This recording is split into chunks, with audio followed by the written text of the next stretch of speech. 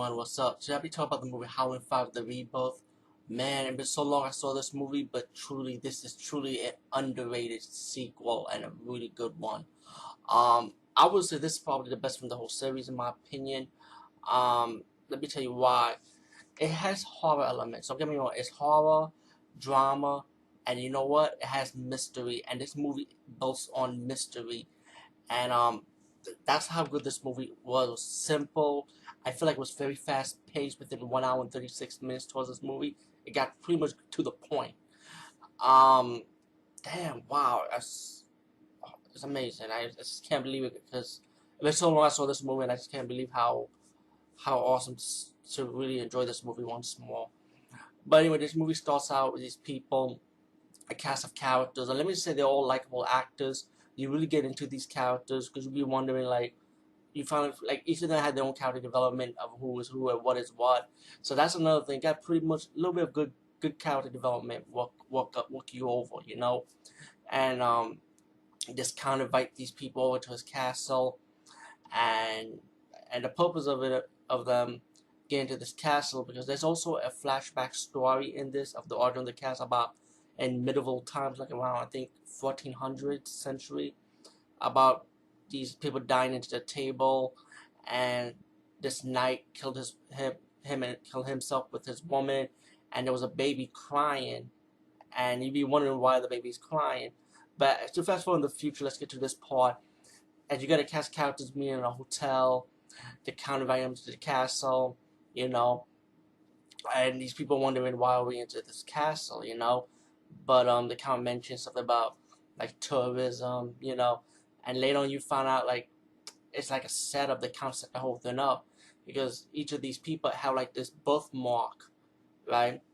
And they don't realize it until towards the end, and each of these characters start dying one by one from a werewolf attack, and you be wondering like who is this werewolf, and that's when the mystery builds up on, because like who is this werewolf? I remember there was an old movie before Howling 5 which had the similar concept, kind of like this, you know, about like who is a werewolf. It was an old movie, I can't remember the name of it, but I feel like this Howling 5 brought back memories of the mystery, you know, like who is the werewolf, you know. People, I mean, I don't want to ruin too much, but you have like one guy is like a like he likes to take photos, one guy's a tennis player, you have this like a naive actress, like she's like sweet and innocent looking, and you have this another beautiful actress, you have this black lady.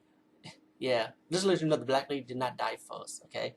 You have a professor, you have a count, his waiter, and his waitress, like the maid, and then butler, I mean, excuse me, not waiter, waitress, butler and the maid, sorry. But as these people started missing, the count decided like he want to organize a search party, and he started going underneath the castle while the werewolf was killing these people one by one.